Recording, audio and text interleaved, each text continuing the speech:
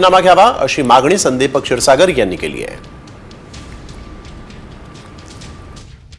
न भीतीपोटी जो लोक शांत बसले होते, आज एक एक माणसं त्या विषयावर बोलतात। ते प्रत्येकाकडे कुणी ना कुणी त्यांच्यावरती जे अन्याय झालाय ते कागदासहित माझ्याकडे पण काही देतात। ते तसं अंजली ताई दमाने सुद्धा त्यांच्याकडे कागद असल्याशिवाय ते बोलणार नाहीत। बरोबर असेल, मी मागणी करतोय की हा फास्ट ट्रॅकवर आणा, तोपर्यंत त्यांना राजीनामा द्यायला लावा, जे काही दोषी असतील त्याच्यावरती कारवाई करा। ही आमची मागणी, माझी तर मागणी पहिल्या दिवसापासून आहे की त्यांनी राजीनामा दिला पाहिजे। महंत नामदेव शास्त्रींनी धनंजय मुंडेंची पाठराखण केल्यामुळे मराठा समाज शास्त्रींच्या विरोधात आक्रमक झालाय। शास्त्रींचं कीर्तन रद्द करा, नाहीतर कायदा सुव्यवस्थेचा प्रश्न निर्माण होईल असा इशारा देण्यात आलेला आहे। पुण्यातील देहू येथील भंडारा डोंगरावर अखंड हरिनाम सप्ताहाच्या निमित्तानं 7 तारखेला महंत नामदेव शास्त्री यांचं कीर्तन होणार आहे। मात्र शास्त्रींनी मुंडेंची पाठराखण केल्यामुळे मराठा समाज आक्रमक झालेला आहे। त्या ठिकाणी जर कीर्तन झालं तर त्या ठिकाणी कायदा व सुव्यवस्थेचा प्रश्न निर्माण होऊ शकतो आणि त्याची जबाबदारी कोण घेणार हे सर्व आम्ही त्यांना पटवून दिलं। त्यानंतर आम्हाला पोलीस प्रशासन आणि कमिटीने आश्वासित केलं की आम्ही नक्कीच याच्या बाबतीत विचार करू आणि योग्य तो निर्णय घेऊ। त्यानंतर आज आम्हाला सकाळी कळालं की तेथील प्रशासन आणि कमिटीने निर्णय घेतला आणि महाराजांचं कीर्तन रद्द केलं।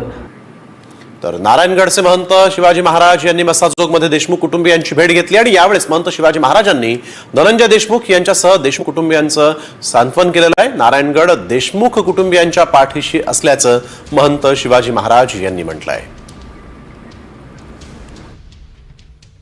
त्यावेळेस त्यांना जर अभय नसतं मिळालं तर पुढच्या चुकीच्या घटना घडल्या नसत्या। हे वारंवार मी बोलतोय आणि ते मी सिद्ध करू शकतो म्हणून बोलतोय आणि ते खूप चुकीचं आहे। त्यामुळे तो फरार होताना कुणाचा अभय होता त्याला किंवा आता तो कुठे आहे याच्यासाठी मी सकाळी आणि दुसऱ्या एका गोष्टीसाठी जे की विष्णू चाटेनं मोबाईल कुठेतरी टाकून दिलाय त्याच्यामध्ये म्हणजे पुरावा नष्ट केल्याचा गुन्हा त्याच्यावर दाखल करणे यात आम्ही समाधानी नाहीत। त्या मोबाईलमध्ये अजून कितीतरी प्रकारचे गुन्हेगारीचे पुरावे त्याच्यात आहेत। तो मोबाईल समोर आला पाहिजे आणि हे नाही समोर आला आणि काही जर तपासात कमी जास्तपणा झाला त्याची सर्वस्वी जबाबदारी ही पोलीस प्रशासनाची असेल आणि याची गांभीर्याने दखल मुख्यमंत्री साहेबांनी घ्यावी अशी मी सकाळी विनंती केलेली आहे। संतोष देशमुख हत्या प्रकरणामध्ये मंत्री धनंजय मुंडे यांचा हात असल्याचं मनोज जरांगे पाटलांनी म्हटलेलं आहे। त्याचबरोबर त्यांच्यावरती 302चा गुन्हा दाखल केला पाहिजे अशी देखील मागणी जरांगे पाटलांनी केली। आज ज्या माहित्या समोर येत आहेत प्रसार माध्यमांच्या विविध स्तरातून, सामाजिक क्षेत्रातून, राजकीय क्षेत्रातून, त्याची मुख्यमंत्री साहेबांनी सखोल चौकशी करून त्याच्यामधून काय निकष निघतात म्हणजे ते काय पुढे सगळी माहिती येते त्यावर ते निर्णय घेण्याचं काम मुख्यमंत्री साहेबांचं आहे आणि त्यांनी ते घेतलं पाहिजे। तत्कालीन कृषी मंत्री धनंजय मुंडे यांचं ज्यावेळेस ते कृषी मंत्री होते त्यावेळेस कोट्यवधी रुपयांचा त्यांनी घोटाळा केला असा आरोप आज अंजली दमाने यांनी केलेला आहे आणि त्याच पार्श्वभूमीवर काही संतोष देशमुख यांचं हत्या प्रकरण त्यांनी राजीनामा दिले पाहिजे अशी मागणी देखील अंजली दमाने यांनी केलेली आहे। आज आम्ही न्यायाच्या भूमिकेत आहोत। तसेच या राज्यातील सर्व जाती धर्माचे लोक, मग ते लोकप्रतिनिधी असतील, विविध पक्षातील असतील, विविध संघटनेतील असतील किंवा सर्व सामाजिक क्षेत्रातील लोक असतील, यांची भूमिका आहे की देशमुख कुटुंबियाला न्याय भेटला पाहिजे। मग न्याय भेटताना त्यांना कुठल्या गोष्टी समोर आणणं अपेक्षित आहे, त्यांनी काय केलं पाहिजे याचा अनुभव देशमुख कुटुंबियापेक्षा आणि गावापेक्षा जे सामाजिक क्षेत्रातील लोक आहेत, जे राजकीय क्षेत्रातील लोक आहेत त्यांना जास्त आहे। त्याचा गांभीर्यानं विचार हा मुख्यमंत्री साहेबांना केला पाहिजे या मताचे आम्ही आहोत। आज वारकरी संप्रदायाचे संपूर्ण महंत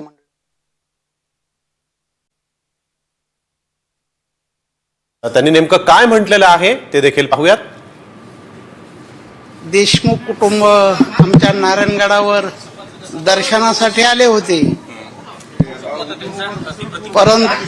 परंतु मी ती बाहेर कार्यक्रमाला गेलो होतो, माझी भेट झाली नाही म्हणून त्याने मला फोन केला आणि फोनवर मी सांगितलं आता मला नारायणगडावर येणं शक्य नाही, तर तुमची सर्व कुटुंबियाची भेट घेण्यासाठी मी नक्की एक दिवशी येईल आणि आम्ही तुमच्या दुःखात सहभागी आहोत। तर वळूया पुढील बातमीकडे। छत्रपती शिवाजी महाराजांच्या चित्रपटावरून आता आधीच वाद सुरू आहे आणि त्यात आता मराठी अभिनेता राहुल सोलापूरकर यांनी छत्रपती शिवाजी महाराजांबाबत वादग्रस्त विधान केलेलं आहे। छत्रपती शिवाजी महाराज हे औरंगजेबाला लाच देऊन आग्र्याहून परत आले होते असं वादग्रस्त विधान राहुल सोलापूरकर यांनी केलं। अभिनेते किरण माने यांनी राहुल सोलापूरकर यांचा हा व्हिडिओ शेअर करत त्यांच्यावर सडकून टीका केली आहे। महाराज आग्र्याहून सुटले, मिठाईचे पेटरे काही नव्हते, चक्क लाच देऊन आलेत महाराज आणि त्यासाठी किती हुंडा वटवल्यात याचे सुद्धा पुरावे आहेत। अगदी औरंगजेबाच्या वजीराला आणि त्याच्या बायकोला सुद्धा लाच दिलेली आहे महाराजांनी आणि मोहसिन खान का मोईन खान नाव आहे बहुतेक त्याच्याकडनं अधिकृत शिक्क्याचे परवाने घेऊन सगळे बाहेर पडले। स्वामी परमानंद 5 हत्ती घेऊन शेवटचे गेले, त्याच्या परवान्याची खूण सुद्धा आहे अजूनही। पण गोष्टी रूपात करताना मग ते जरा लोकांना रंजक करून सांगायला लागतं, मग ती रंजकता आली की इतिहासाला कुठेतरी थोडस छेद मिळतो किंवा बाजूला टाकला होता। छत्रपती शिवाजी महाराज आग्र्याहून सुटले तेव्हा मिठाईचे पेटारे वगैरे काहीही नव्हते। महाराज चक्क लाच देऊन आले आणि त्यासाठी किती हुंडा वठवला त्याचेही पुरावे आहेत। अगदी औरंगजेबाच्या वजीराला आणि त्याच्या बायकोलाही महाराजांनी लाच दिली।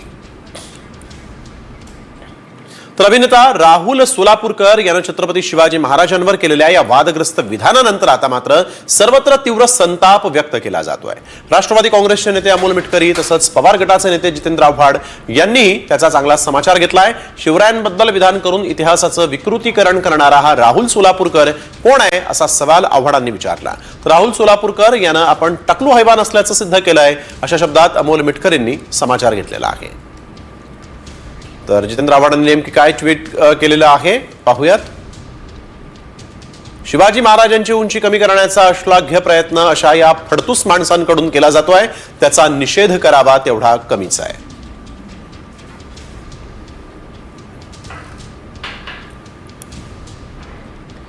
या महामूर्खानं आपल्या तोंडाला टाळं लावावं। शिवप्रेमी ते फार सहन करणार नाहीत आणि हिरकणी बुरुज कुठे आहे हे याला रायगडावर नेऊन दाखवून देऊ। राहुल सोलापूरकर हा व्यक्ती चित्रपटामध्ये जसा हैवान आहे तसा वैयक्तिक जीवनात किती हैवान असू शकतो याचं ज्वलंत उदाहरण काल त्यांनी छत्रपती शिवरायांच्या इतिहासाबद्दल जे काही चुकीचं भाष्य केलं त्यातून जाणवतो की या नराधमावर देशद्रोहासारखा गुन्हा दाखल होण्याकरता आपण निर्देश द्यावेत। तर छत्रपती शिवाजी महाराजांवर वादग्रस्त विधान करणाऱ्या अभिनेत्यावर छगन भुजबळही चांगलेच संतापले। शिवरायांबद्दल वेडवाकडं बरळणाऱ्यांना वेड लागलेला आहे अशा शब्दात भुजबळांनी आपला संताप व्यक्त केला आहे। काय या लोकांना वेड लागलाय का काय लागलाय हे कोण आणि औरंगजेबाला लाच देणार असं ते म्हणतात। अरे औरंगजेबाकडे सगळ्या अख्ख्या देशाचं राज्य होतं, त्याला कोण काय लाच देऊ शकतो? काहीतरी वाटेल ते विधानं करतात। हा इतिहास आहे आणि आता हे इतिहास तुम्ही आम्ही बदलणारे कोण? ठीक आहे। तर राहुल सोलापूरकरांवर फडणवीसांनी कारवाई करावी असं इतिहास संशोधक इंद्रजित सावंत यांनी मागणी करताना म्हटलेलं आहे। थेट मुख्यमंत्री देवेंद्र फडणवीसांनीच आता या अभिनेत्यावर कारवाई करावी असं इतिहास संशोधक इंद्रजित सावंत म्हणाले। कल्पनेतनच स्वतःचा इतिहास निर्माण करायचा आणि भाकड कथा सांगायचं अशा पद्धतीचं त्यांचं सगळं वक्तव्य असतं। तशी त्यांची जी भाषणं आहेत ती त्यातली बहुतांशी भाषणं सगळी तशीच आहेत। शाहू महाराजांची भूमिका केली म्हणून कोण शाहू महाराज होत नाही आणि शाहू महाराजांचे विचार जगणं, शाहू महाराजांचे विचार समजून घेणं जर त्यांनी घेतले असते तर त्यांनी अशा पद्धतीची विधानच केली नसती। मुख्यमंत्र्यांचं अधिकृत निवासस्थान असलेल्या वर्षा बंगल्याबाबत ठाकरे गटाचे खासदार संजय राऊत यांनी खळबळजनक दावा केला आहे। कामाख्या देवीला रेडे कापले, त्याची शिंग लॉनमध्ये खोदकाम करून पुरली असल्याचा दावा राऊत यांनी केलाय। नवा मुख्यमंत्री टिकू नये म्हणून जादूटोणा केल्याचाही दावा राऊत यांनी केलाय। जर ही शिंग गाडली असतील तर ती बाहेर काढा असं आवाहन छगन भुजबळ यांनी दिलंय। त्या बाहेरच्या लॉनमध्ये काहीतरी खोदकाम करून कामाख्या देवीवरून आलेल्या रेड्याची शिंग पुरली आहेत वर्षा बंगल्यावर। पण ह्या चर्चा आहेत की कामाख्या मंदिरात जे काय रेडे कटिंग झालं तिथून काही मंत्रलेली शिंग आणली म्हणजे काही लोकांनी आणि ती तिकडे पुरली आहेत की हे मुख्यमंत्रीपद कोणाकडे टिकू नये दुसऱ्या माणसाकडे. आम्ही सदैव असं तिकडला जो कर्मचारी वर्ग त्यांनी हे सांगतायत. आता ही चर्चा आहे. कामाख्या देवीच्या इथे ज्या रेड्यांचा बळी दिला त्यांचे शिंग वर्षा निवासस्थानाच्या लॉन मध्ये गाडून ठेवलेले आहेत आणि म्हणून मुख्यमंत्री त्या ठिकाणी जात नाहीत असं त्यांचं म्हणणं आहे. वर्षावर ठीक आहे, मी काय सांगू शकत नाही. कुठे काढले ते काढा म्हणा बाहेर. आणि जर कोणी गाड्या असतील तर शिंदे स्वतः काढू शकत नाही. ते गाड्याला 10-20 माणसं लागत असतील. कुणीतरी बाहेर बोललं असो बाबा, पण ठीक आहे, आता मला काय माहिती नाही. तर वळूया पुढील बातमीकडे. लाडक्या बहिणींनो, तुमच्या घरी 4 चाकी आहे का? जर असेल तर तुम्हाला आता मुख्यमंत्री माझी लाडकी बहीण योजनेचा लाभ सोडावाच लागेल. कारण आजपासून तुमच्या दरवाजामध्ये अंगणवाडी सेविका उभी राहणार आहे. 4 चाकी वाहन तुमच्या कुटुंबियांच्या नावावर असल्याचं समोर आलं तर तुम्हाला थेट अपात्र केलं जाणार आहे. 4 चाकी असलेल्या बहिणी अपात्र ठरणार आहेत. त्या योजनेची अंमलबजावणी झाली, त्याच अटी शर्ती आहेत, त्यामध्ये कुठलाही बदल झालेला नाही. परंतु त्यातली जी एक अट आहे की 4 चाकी वाहन असेल तर ती अपात्र ठरते लाडकी बहीण. जिल्ह्यात किती लोकांच्या नावावर वाहनं आहेत याबाबतची यादी आम्हाला उपलब्ध करून दिली जाते. तर या यादीची आम्ही पडताळणी करणार आहोत. ही एक योजनेची पूर्वीचीच अट आहे. ज्या घरात 4 व्हीलर असेल तर त्या घरातील लाडकी बहीण या योजनेसाठी पात्र होत नाही. ही पूर्वीचीच अट आहे. ती फक्त आम्ही आता पडताळणी करणार आहोत आणि पडताळणी केल्यानंतर ती यादी आम्ही शासनाला सादर करणार आहोत. लाडक्या बहिणींना आता फेब्रुवारीच्या हप्त्याची प्रतीक्षा आहे आणि आता ही प्रतीक्षा संपणार आहे. कारण लाखो महिलांना आर्थिक मदतीचा मोठा दिलासा मिळणार आहे. लाडक्या बहिणींना जानेवारीचा हप्ता तर मिळाला, आता फेब्रुवारीच्या हप्त्याची प्रतीक्षा लागून आहे. फेब्रुवारी महिना 28 दिवसांचा असल्यामुळे 20 तारखेपर्यंत हप्ता मिळू शकतो अशी सूत्रांनी माहिती दिली आहे. मात्र या संदर्भात अद्याप कोणतीही अधिकृत घोषणा झालेली नाही. तर दुसरीकडे 1500 ऐवजी 2100 रुपये हप्ता वाढवण्याचा निर्णय बजेटमध्ये होऊ शकतो अशी ही माहिती सूत्रांनी दिलेली आहे. अंगणवाडी सेविकांबाबत एक मोठी बातमी आहे. कारण आता अंगणवाड्यांमधल्या भरतीचा मार्ग मोकळा झाला आहे. अंगणवाडी पर्यवेक्षक, मुख्य सेविका आणि मदतनीस या पदांसाठी भरती केली जाणार आहे. पुढच्या 100 दिवसात ही सर्व पदं भरली जातील. मुख्यमंत्री देवेंद्र फडणवीस यांनीच तसे आदेश दिलेले आहेत आणि त्यानुसार महिला बालविकास विभागानं रिक्त जागा भरण्याचा निर्णय घेतलेला आहे. या अंगणवाडी भरतीसाठी उमेदवारांना कोणतीही लेखी परीक्षा द्यावी लागणार नाही. उमेदवारांचं गुणांकनच निवडीसाठी महत्त्वाचं ठरणार आहे. अंगणवाडी सेविका आणि मदतनीस पदासाठी नवीन भरती आहे. अंगणवाडी सेविका आणि मदतनीसांसाठी 12वी उत्तीर्ण असणं आवश्यक आहे. ग्रामीण भागामध्ये त्या ग्रामपंचायतींमधील स्थानिक उमेदवार अर्ज करण्यास पात्र आहेत. मनपा आणि नगरपालिका क्षेत्रात स्थानिक उमेदवारही अर्ज करू शकतो. ऑगस्ट 2022 आधी भरती झालेल्या मदतनीस 10वी उत्तीर्ण असल्यास पदोन्नती. महाराष्ट्रातल्या पीक विमा घोटाळ्याचा मुद्दा आज लोकसभेत उपस्थित करण्यात आला. भाजपचे आमदार सुरेश धस यांनी विधानसभेमध्ये हा मुद्दा मांडला होता. महाराष्ट्रातल्या पीक विमा घोटाळ्यावर काय कारवाई करणार असा सवाल खासदार सुप्रिया सुळेंनी विचारला. आणि हा पीक विमा घोटाळा 500 नाही तर 5000 कोटींचा असल्याचा आरोपही सुप्रिया सुळे यांनी केला आहे. चौकशी करून दोषींवर कारवाई करू असं आश्वासन यावेळेस केंद्रीय कृषी मंत्री शिवराज सिंग चौहान यांनी दिलं आहे. कृषि मंत्री है आज के, उन्होंने ऑन रिकॉर्ड स्टेटमेंट दिया है कि 500 करोड़ रुपया का भ्रष्टाचार फसल बीमा योजना में हुआ है. और इसके बाद भारतीय जनता पार्टी के एक एमएलए है श्री सुरेश धस जी, उन्होंने कहा, करेक्ट किया आपके कृषि मंत्री जी को, कि वो 500 करोड़ नहीं 5000 करोड़ रुपए का दिया है. उन्होंने आपको अवगत किया है क्या कि ये 5000 करोड़ का जो गफला हुआ है पमल बीजना योजना में, जो आप ही के लोग कह रहे हैं, उसके बारे में आप अवगत है, हाँ या ना? और ना हो तो आप इसकी इंक्वायरी लगाएंगे, हाँ या ना? देश के किसानों को यह बताना चाहता हूं कि अगर कहीं गड़बड़ हुई और वो प्रमाणित हुई तो गड़बड़ करने वाले को कभी छोड़ा नहीं जाएगा. यह हमारी प्रतिबद्धता है. माननीय अध्यक्ष महोदय, महाराष्ट्र सरकार ने भी फसल बीमा योजना के क्रियान्वयन में सुधारात्मक कदम भी उठाए हैं और महाराष्ट्र में 80-110 का मॉडल लागू किया गया है.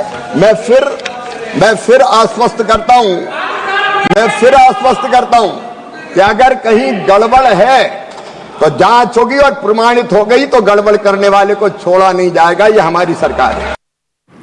तर आता वाहनधारकांसाठी एक मोठी बातमी आहे। आता संपूर्ण देशभरात समान टोल आकारला जाणार आहे आणि त्यामुळे वाहनधारकांना मोठा दिलासा मिळणार आहे। रस्ते वाहतूक मंत्रालय एक समान टोल धोरणावर काम करत असून येत्या काळामध्ये देशभरात समान टोल आकारला जाणार असल्याची माहिती नितीन गडकरींनी दिलेली आहे।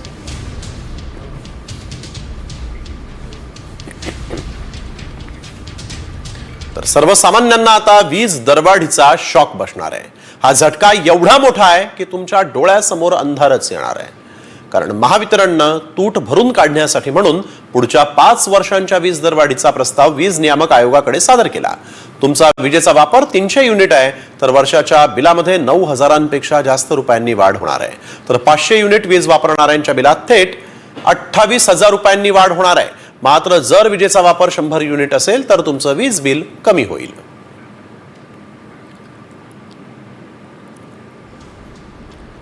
तीनशे युनिट साठी वर्षाचं बिल सध्या 3,727 रुपये, दरवाढीनंतर 4,541 होईल।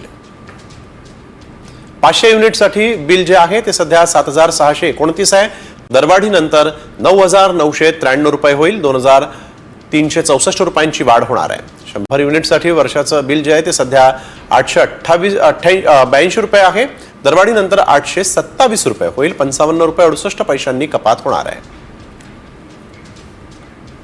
यानंतर शेतकऱ्यांसाठी एक मोठी बातमी, कारण राज्यातही आता शेतीसाठी एआयचा वापर केला जाणार आहे।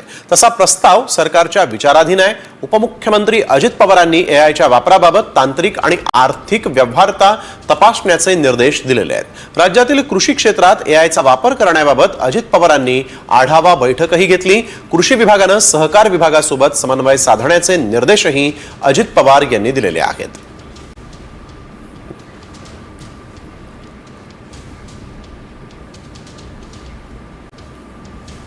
पिकाच्या आरोग्याचं विश्लेषण होणार आहे। पिकांवरील जैविक अजैविक ताण ओळखणं शक्य होईल। पिकांवरील कीड आणि रोगांचा प्रादुर्भाव ओळखणंही शक्य होणार आहे। मातीतलं कार्बनचं प्रमाणही शोधणं शक्य होईल। मातीच्या आरोग्याची सविस्तर माहिती मिळणार आहे। तर एक महत्त्वाची बातमी, सोन्याच्या भावात तेजी कायम असून आगामी काळामध्ये सोन्याचे दर 90,000वर जाण्याची शक्यता आहे। गेल्या 24 तासात सोन्याच्या दरामध्ये 1,000 रुपयांची वाढ झाली असून जळगावात हे दर 85,700 वर पोहोचले आहेत। गेल्या 8 दिवसात सोन्याच्या भावामध्ये तब्बल 3,000ची वाढ झाली। आंतरराष्ट्रीय बाजारपेठ आणि घडामोडींचा सोन्याच्या दरावर परिणाम झाल्याचं पाहायला मिळत आहे। सोन्याच्या पाठोपाठ चांदीच्या भावातही 1,000 रुपयांची वाढ झालेली आहे।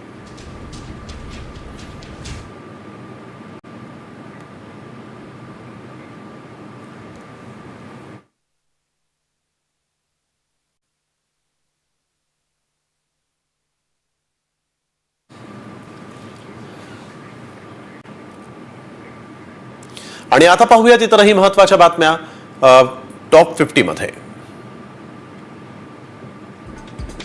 पुण्यातील कर्वेनगर भागात झालेल्या अपघाताचं सीसीटीव्ही साम टीव्हीच्या हाती लागलेला आहे। एका दुचाकीवाल्यानं कारला धडक दिली आणि हा अपघात झाला।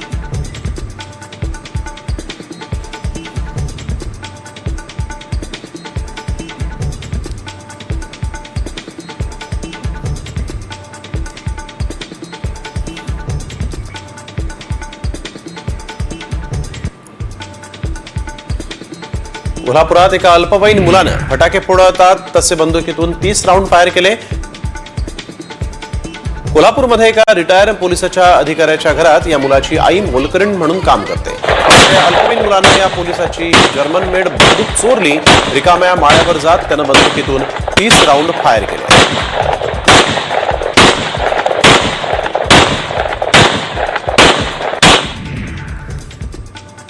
मुलीनं आंतरजातीय विवाह केला म्हणून तिच्या आई वडिलांनी 2 महिने तिला डांबून ठेवलं होतं। तसंच मुलीसह तिच्या मुलाच्या पायात साखळदंड बांधून तिला डांबून ठेवलं। ही घटना जालन्याच्या भोकरदन गावामध्ये घडलेली आहे। पीडित विवाहितेच्या पतीनं न्यायालयात दाद मागितल्यानंतर भोकरदन पोलिसांनी विवाहितेची सुटका करून तिला तिच्या पतीच्या ताब्यात दिलंय।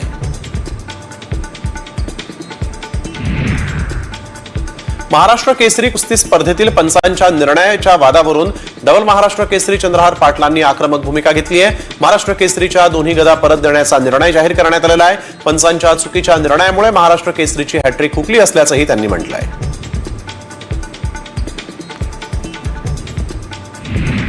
बुलढाण्यातील नवजात बाळावर अमरावतीच्या विभागीय संदर्भ सेवा रुग्णालयामध्ये यशस्वी शस्त्रक्रिया पार पडली.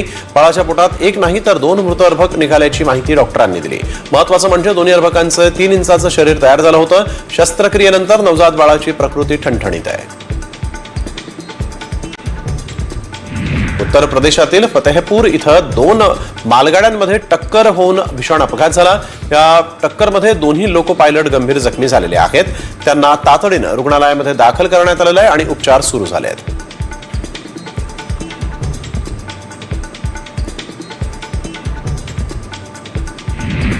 मुंबईमध्ये दिवसाला 300 अतिरिक्त लोकल फेऱ्या वाढणार आहेत. केंद्रीय अर्थसंकल्पामध्ये महाराष्ट्रासाठी रेल्वेकरिता तब्बल 23,778 कोटींची तरतूद करण्यात आलेली आहे. मुंबई लोकल सेवेला अधिक सक्षम करण्यासाठी म्हणून विविध प्रकल्प हाती घेण्यात आलेले आहेत आणि यामध्ये 301 किलोमीटरच्या नवीन रेल्वे मार्गिका प्रकल्पांचाही समावेश आहे. सिडकोच्या घरांना नागरिकांची नापसंतीच असल्याचं पुन्हा एकदा समोर आलं. गेल्या वर्षी ऑक्टोबरमध्ये 26,000 घरांसाठी सिडकोनं लॉटरी काढली. मात्र 26,000 घरांसाठी केवळ 22,000च अर्ज दाखल झाले. 5 वेळा मुदतवाढ देऊन देखील केवळ 22,000 नागरिकांनीच बुकिंग अमाऊंट भरलेलं होतं. प्रधानमंत्री आवास योजनेअंतर्गत पुणे महापालिकेकडून आता दुसऱ्या टप्प्यात 4,000हून अधिक सदनिका बांधण्यात येणार आहेत. बालेवाडीसह मुंढवा, धानोरी आणि वडगाव अशा वेगवेगळ्या भागांमध्ये या सदनिका बांधण्यात येणार आहेत. मुख्यमंत्री फडणवीसांनी व्हिडिओ कॉन्फरन्सिंगच्या माध्यमातून या योजनेचा आढावा घेतलेला आहे. देशातील सर्वात मोठं विमानतळ असलेल्या छत्रपती शिवाजी महाराज आंतरराष्ट्रीय विमानतळाचा पाणी पुरवठा बुधवारी आणि गुरुवारी पूर्णतः बंद राहणार आहे. विमानतळाचा पाणी पुरवठा 2 दिवस बंद राहणार असल्यानं प्रवाशांनी गैरसोय होऊ नये म्हणून पालिका प्रशासनानं विमानतळ प्रशासनाला पूर्वकल्पना दिलेली आहे. पुण्यातील सहकार नगरच्या काही भागातील पाणी पुरवठा गुरुवारी बंद राहणार आहे. तर शुक्रवारी सकाळी उशिरा कमी दाबानं पाणी पुरवठा होणार आहे. समान पाणी पुरवठा योजनेअंतर्गत दुरुस्ती आणि जलवाहिनी जोडण्यासाठी म्हणून हा पाणी पुरवठा बंद ठेवला जाईल अशी माहिती पाणी पुरवठा विभागानं दिलेली आहे. जीबीएसची सांगलीतील रुग्णसंख्या आता 11वर पोहोचली. अवघे 6 रुग्ण जिल्ह्यातले असून बाकीचे रुग्ण अन्य जिल्ह्यातले आहेत आणि यात कर्नाटकातील 2 रुग्णांचाही समावेश आहे. राज्यात जीबीएसच्या रुग्णांची संख्या मोठ्या प्रमाणात वाढतीये. नागरिकांनी घाबरून न जाता लक्षणं दिसल्यास तातडीनं उपचार घ्यावेत असं आवाहन आता आरोग्य विभागानं केलेलं आहे. पुणे शहरामध्ये जीबी सिंड्रोमचे 158 संशयित रुग्ण आढळलेले आहेत.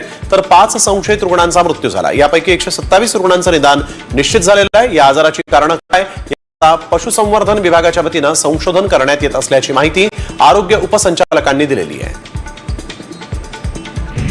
नांदेड जिल्ह्यात जीबी सिंड्रोमचा एकही रुग्ण नाही. मात्र नांदेडहून पुणे आणि मुंबई इथं ये जा करणाऱ्यांची संख्या मोठी आहे आणि यामुळे खबरदारी म्हणून जीबी सिंड्रोमचा फैलाव रोखण्यासाठी नांदेड जिल्ह्यातील आरोग्य यंत्रणा सज्ज झाली असल्याची माहिती जिल्हा शल्य चिकित्सक डॉक्टर निलकंठ भोसीकर यांनी दिली आहे. पुण्यातील जीबीएसच्या वाढत्या प्रादुर्भावाच्या पार्श्वभूमीवर पिण्याच्या पाण्याची तपासणी सुरू आहे आणि या तपासणीत सिंहगड रस्ता परिसरातील 330 पैकी तब्बल 19 खासगी आरओ प्लांटचं पाणी देखील दूषित असल्याचं उघड झालं आणि त्यामुळे आता टँकर आरओवर कडक कारवाई करण्याचे आदेश पुणे पालिका आयुक्तांनी दिले आहेत. नागपूर शहरामध्ये बदलत्या तापमानाचा परिणाम नागरिकांच्या आरोग्यावर झालेला पाहायला मिळतोय. दुपारी ऊन तर रात्री थंडी वातावरणाच्या या बदलाचा मानवी शरीरावर परिणाम होतोय. शहरामध्ये घरोघरी सर्दी, खोकला, व्हायरल तापाचेही रुग्ण वाढलेले आहेत. दादरमधल्या शिवाजी पार्कमध्ये आता कोणत्याही प्रकारचं खोदकाम करता येणार नाही. शिवाजी पार्कमध्ये उडणाऱ्या धुळीची दखल महाराष्ट्र प्रदूषण नियंत्रण मंडळानं घेतलेली आहे. उडणाऱ्या धुळीवर नियंत्रण आणण्यासाठी देशी गवत उगवण्यात येणार आहे. भोर महाड मार्गावर धुळीमुळे प्रवासी हैराण झालेले आहेत. रस्ता रुंदीकरणाचं काम सध्या सुरू आहे. जुना डांबरी रस्ता खोदल्यामुळे या मार्गावर मातीचं साम्राज्य निर्माण झालेलं आहे. वेळेवर पाणी मारत नसल्यामुळे रस्त्यावर धुरळा उडतोय आणि यामुळे शाळकरी मुलांना धुळीचा त्रास सहन करावा लागतो. मात्र प्रशासन याकडे दुर्लक्ष करत असल्याचं दिसतंय.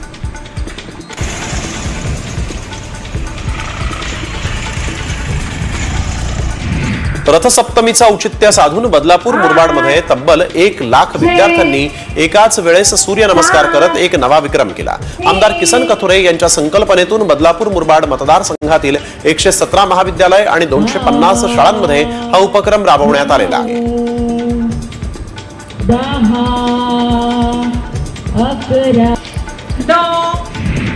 साई मंदिराच्या सुवर्ण कळसाची संस्थान प्रशासनाकडून डागडुजी करण्यात येते. कळसावरील सोन्याचा मुलामा काही ठिकाणी निघाल्यामुळे डागडुजी सुरू आहे. सुवर्ण कलशावर सोन्याचा लेप देण्यासाठी कलशाभोवती पडदाही बांधण्यात आलेला आहे.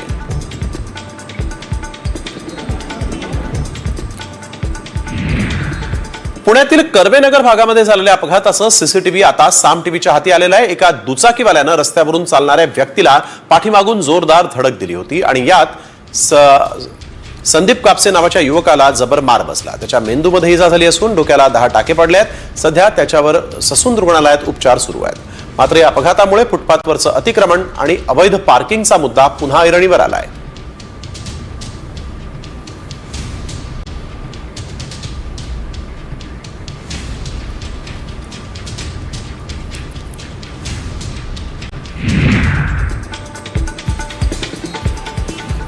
महाकुंभमेळ्याला पंतप्रधान नरेंद्र मोदी 5 फेब्रुवारीला हजर राहणार आहेत. तसंच याच दरम्यान प्रयागराजच्या त्रिवेणी संगमामध्ये पवित्र स्नान देखील पंतप्रधान नरेंद्र मोदी करणार आहेत.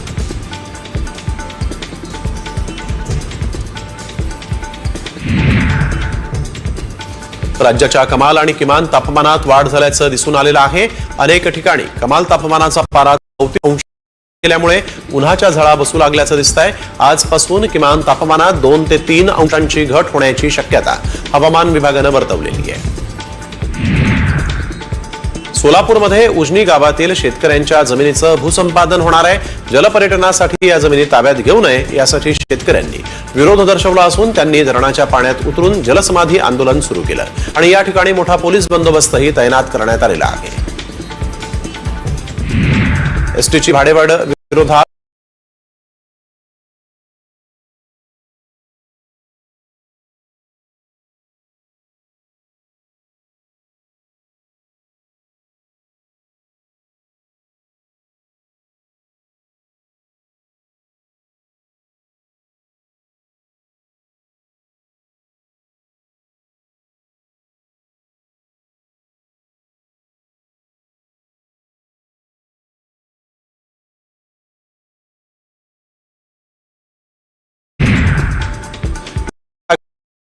असना नदी पुलावरील संरक्षण कठडे तुटलेले आहेत. अनेक वर्षांपासून हा पूल अपघातांना आमंत्रण देतोय. मात्र प्रशासनाचं याकडे दुर्लक्ष झालंय आणि त्यामुळे तत्काळ दुरुस्ती करावी अशी मागणी आता वाहनधारकांनी केली आहे. तातडीनं मार्गी लावा अशी मागणी भोरचे राष्ट्रवादीचे आमदार शंकर मांडेकर यांनी केली आहे. भारतीय राष्ट्रीय राजमार्ग प्राधिकरणाच्या प्रकल्प संचालकांसोबत बैठक घेत त्यांनी अतिक्रमण काढण्याच्याही सूचना केलेल्या आहेत. अहिल्यानगरमध्ये गुजारवाडी गावात विहिरीत पडलेल्या बिबट्याला बाहेर काढण्यात यश आलंय. वन कर्मचाऱ्यांनी ग्रामस्थांच्या मदतीनं पिंजऱ्याच्या साहाय्यानं त्याला वर काढलं. तसंच बिबट्या जेरबंद झाल्यामुळे नागरिकांनी समाधान व्यक्त केलंय.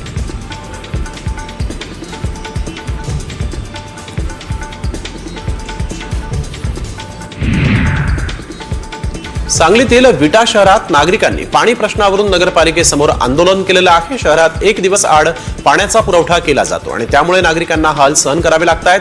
यावेळेस त्यांनी नगरपालिकेच्या कार्यालयासमोर ठिय्या मारत पाणी प्रश्न तातडीनं मार्गी लावा अशी मागणीही केली आहे. यवतमाळ पाटबंधारे विभागाच्या सिंचन प्रकल्पातून पाणी येणाऱ्या विविध संस्थांनी 15 कोटींची पाणीपट्टी थकवलेली आहे. 31 मार्चच्या पार्श्वभूमीवर अभियंता कार्यालयानं वसुलीसाठी कंबर कसली. संबंधित संस्थांना थकीत पाणीपट्टीचा भरणा करण्यासाठी म्हणून सूचना करण्यात आलेल्या आहेत. पुण्यातील खडकवासला धरण साखळीमध्ये एकूण 67% इतका पाणीसाठा शिल्लक आहे. गेल्या वर्षापेक्षा हा पाणीसाठा 1.5 TMC जास्त आहे. शेतीचं आवर्तन बंद असल्यामुळे राजगड तालुक्यातील पानशेत वरसगाव धरणांमधून विसर्ग बंद आहे. पानशेत आणि वरसगाव या दोन्ही धरणांमधील पाण्याची पातळी 70% अधिक आहे. वाशिमच्या मंगरुळपीर तालुक्यातील वनोजा गावात जलजीवन मिशन अंतर्गत मंजूर करण्यात आलेल्या सुमारे 4,95,00,000 योजनेची कामं रखडलेली आहेत। हे काम जुलै 2024 पर्यंत पूर्ण होणं अपेक्षित आहे, मात्र जानेवारी 2025 मध्येही हे काम पूर्ण झालेलं नाही। त्यामुळे येथील ग्रामस्थांना पाणी टंचाईला सामोरं जावं लागणार आहे।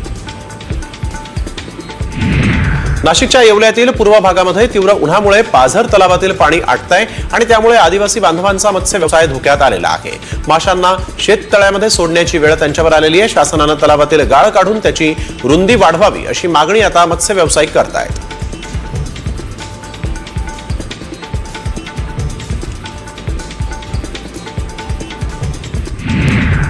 यवतमाळ जिल्ह्यात कायदा आणि सुव्यवस्था अबाधित राहावी यासाठी म्हणून पोलीस प्रशासन अलर्ट मोडवर आलेलं आहे। सराईत गुन्हेगारांना प्रतिबंधात्मक कारवाई करण्याचा सपाटा पोलिसांनी लावल्यामुळे गुन्हेगारांची धाकधूक वाढलेली आहे। तसंच आतापर्यंत 8 जणांवर प्रतिबंधात्मक कारवाई करण्यात आलेली आहे। पालघरमधल्या भोईसर तारापूर MIDCतील राहुल आर्ट कंपनीला आग लागली। अग्निशमन दल घटनास्थळी दाखल होताच आग नियंत्रणात आली। सुदैवानं कुठलीही जीवितहानी इथं झालेली नसून आगीचं कारण अस्पष्ट आहे।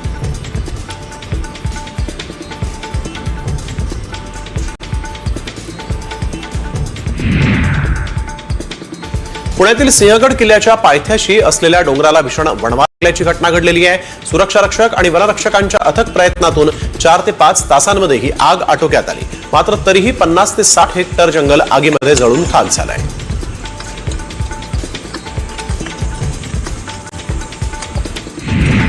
बुलढाण्याच्या डोणगावमधील प्राथमिक आरोग्य केंद्राच्या शेजारी अज्ञात व्यक्तीनं जैविक कचऱ्याला आग लावली, ज्यामध्ये सलाईन, सोनोग्राफी रिपोर्ट, इंजेक्शन, औषधी बाटल्या होत्या। या घटनेची माहिती मिळताच आरोग्य विभागाच्या कर्मचाऱ्यांनी तत्काळ आग विझवली आणि त्यामुळे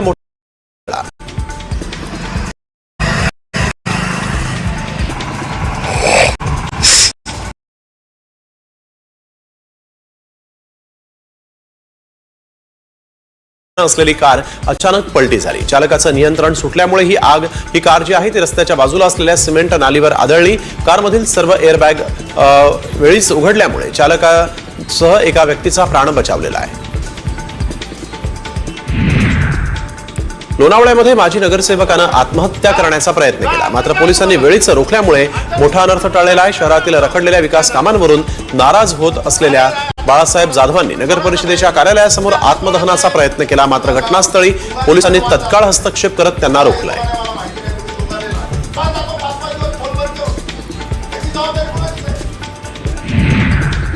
नाशिकमधील इगतपुरी परिसरात गेल्या 5 दिवसांपासून 2 तरुणी बेपत्ता होत्या। त्यांचा मृतदेह भाम धरणाजवळ आढळून आलेला आहे। पोलिसात मिसिंगची तक्रार देखील करण्यात आली होती। तसंच या घटनेमुळे परिसरात खळबळ उडाली। याबाबत घोटी पोलीस ठाण्यामध्ये गुन्हा दाखल करण्यात आलेला आहे। नागपुरात गेल्या 2 दिवसात 2 जणांनी आत्महत्या केली। हे दोघेही जण अल्पवयीन आहेत। एका विद्यार्थिनीनं विष प्राशन करत तर 10वीच्या विद्यार्थ्यानं अभ्यासाच्या तणावामुळे आपला जीव दिलेला आहे। शहरातील पारडी आणि जरीपटका पोलीस स्टेशनच्या हद्दीत या घटना घडलेल्या आहेत।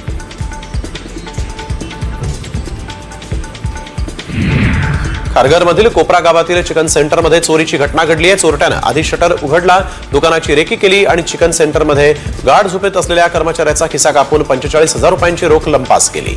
चोरट्याचा मुक्त संचार सीसीटीव्हीमध्ये कैद झाला आहे।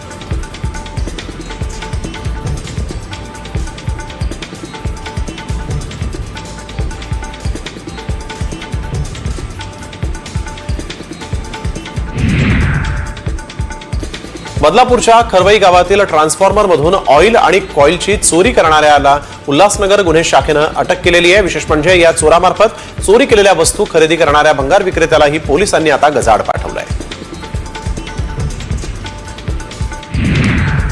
धुळ्यातील शिरपूर पोलिसांनी बनावट नोटांसह 3 मुसक्या आवळल्या।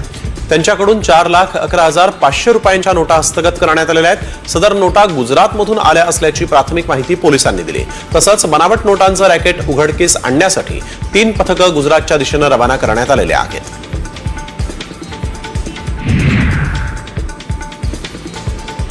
डोंबिवलीत खंबाळपाडा परिसरामध्ये मेंढ्यांच्या झुंजीवर लाखोंचा सट्टा लावण्यात आला। यामध्ये उच्च शिक्षित तरुणासह इतर नागरिकही सामील झाले होते।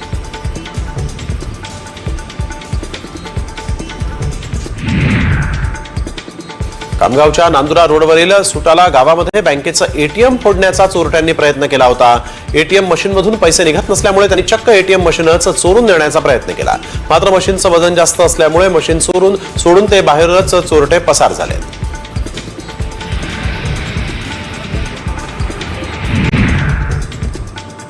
संभाजीनगरच्या गजानन अॅग्रोच्या गोदामामध्ये काही दिवसांपूर्वी छापा टाकण्यात आला. त्यामध्ये 4 कोटींचा मुद्देमाल आढळून आलेला आहे आणि त्यानंतर अखेर 3 दिवसांनंतर शालेय पोषण आहाराच्या काळाबाजार प्रकरणी गुन्हा दाखल करण्यात आलेला आहे. नागपूर रेल्वे बोर्डात नियुक्तीच्या नावाखाली एका महिलेची फसवणूक करण्यात आलेली आहे. यावेळेस तिच्याकडून तब्बल 15 लाख रुपये घेण्यात आले. मात्र त्यानंतर कोणतीही नियुक्ती केलेली नाही. दरम्यान या महिलेनं हुडकेश्वर पोलीस ठाण्यामध्ये गुन्हा दाखल केलेला आहे. धुळे जिल्ह्यात वाढत्या गुन्हेगारीला आळा घालण्यासाठी पोलीस प्रशासनातर्फे मिशन ऑल आउट राबवण्यात आलं आणि त्यामध्ये पोलिसांकडून कारवाईचा बडगा उगारण्यात आलाय. तसंच या मोहिमेत नाकाबंदी, गुन्हे शोध, अवैध वाहतूक रोखणं आणि वॉरंट तपासणी यांसारख्या कारवाईचा समावेश होता.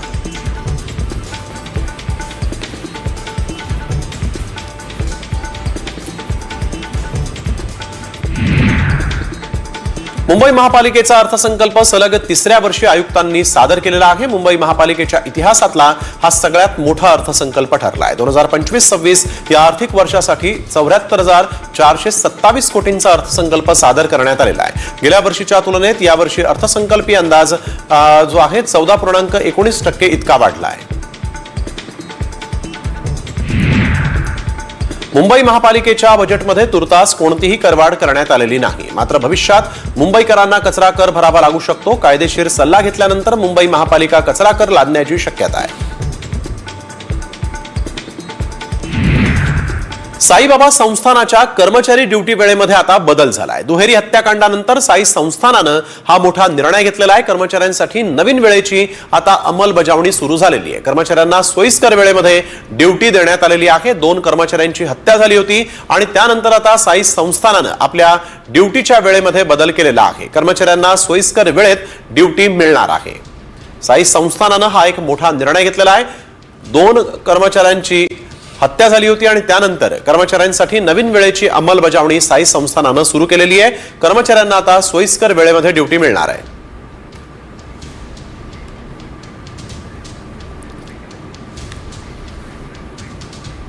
आणि आता पाहूयात न्यूज पॉइंट 20. उपमुख्यमंत्री एकनाथ शिंदेंची नाराजी कायम असल्याची चर्चा आहे. मुख्यमंत्री देवेंद्र फडणवीस यांनी मंत्रालयात बोलावलेल्या महत्त्वाच्या बैठकीला एकनाथ शिंदेंनी दांडी मारली. याशिवाय नगरविकास आणि पाणी पुरवठा मंत्रालयाच्या नियोजित बैठकाही त्यांनी रद्द केल्या. त्यामुळे राजकीय वर्तुळात तर्कवितर्कांना उधाण आलेलं आहे. नाशिकमध्ये छगन भुजबळ समर्थकांच्या बॅनरवरून अजित पवारांचा फोटो गायब झाला आहे. तर पंतप्रधान नरेंद्र मोदी, मुख्यमंत्री देवेंद्र फडणवीसांना मात्र स्थान देण्यात आलेलं आहे आणि यामुळे छगन भुजबळ हे भाजपच्या वाटेवर असल्याची चर्चा पुन्हा सुरू झाली. ठाकरे गटाचे माजी आमदार वैभव नाईकांच्या पत्नीला एसीबीनं नोटीस पाठवलेली आहे. स्नेहा वैभव नाईक यांना चौकशीसाठी उपस्थित राहण्याची नोटीस बजावण्यात आली. वैभव नाईक यांच्या मालमत्तेची एसीबीकडून चौकशी सुरू आहे. आवश्यक कागदपत्रांसह 11 फेब्रुवारीला चौकशीसाठी उपस्थित राहण्याचे आदेश वैभव नाईक आणि त्यांच्या पत्नीला देण्यात आलेले आहेत.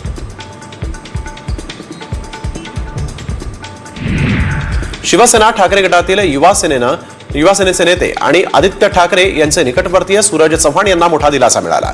खिचडी घोटाळ्यामध्ये ईडीने त्यांना अटक केली होती. त्यांना आता मुंबई हायकोर्टानं जामीन मंजूर केला आहे. 1 लाखाच्या जात मुचलक्यावर त्यांना जामीन मंजूर झालेला आहे. विधानसभा निवडणुकीतील मोठ्या पराभवानंतर ठाकरे गटाच्या अडचणी वाढतच चालल्या आहेत. मुंबईमध्ये ठाकरे गटाला पुन्हा मोठा धक्का बसलाय. भाजपचे कार्यकारी अध्यक्ष रवींद्र चव्हाण यांच्या उपस्थितीत इंडिगोचे कर्मचारी जे आहेत त्यांनी आज भाजपमध्ये प्रवेश केला. मुंबई आणि गोवा विमानतळावरील 2000 कर्मचाऱ्यांनी भाजपमध्ये प्रवेश केलेला आहे.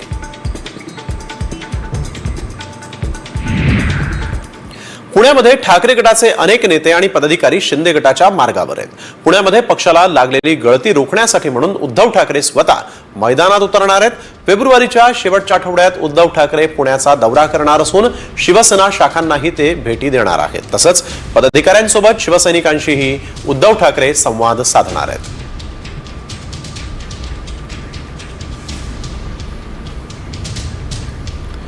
शुद्ध पाणी म्हणून तुम्ही आरोचं पाणी पित असाल तर ही बातमी तुमच्यासाठी महत्वाची आहे.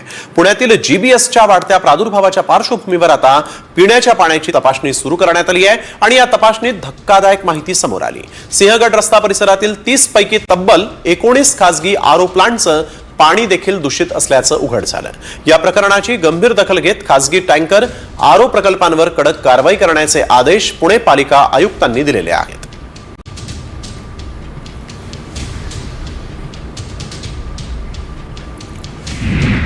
गडचिरोलीच्या विकासासाठी निधी कमी पडू देणार नाही असा स्पष्ट संदेश उपमुख्यमंत्री अजित पवारांनी दिलेला आहे. गडचिरोलीसाठी 418 कोटींचा आराखडा मंजूर करण्यात आला असला तरी अधिक निधीची मागणी असल्यामुळे वाढीव मागणी सादर करण्यात आली. अजित पवार यांनी यावर सकारात्मक प्रतिक्रिया देत निधीची कमतरता भासू दिली जाणार नाही असं आश्वासन दिलं आहे. भाजपचे माजी खासदार सुजय विखे पाटलांच्या हटके अंदाज इथं पाहायला मिळालेला आहे. एका कार्यक्रमात त्यांनी सपत्नीक रॅम्प वॉक केल्याचा व्हिडिओ व्हायरल झाला. अहिल्यानगर जिल्ह्यातील कोल्हार गावामध्ये आयोजित हळदी कुंकू समारंभात सुजय विखे आणि त्यांची पत्नी धनश्री विखे यांनी उपस्थित राहत उपस्थितांच्या आग्रहाखातर रॅम्प वॉक केलेला आहे.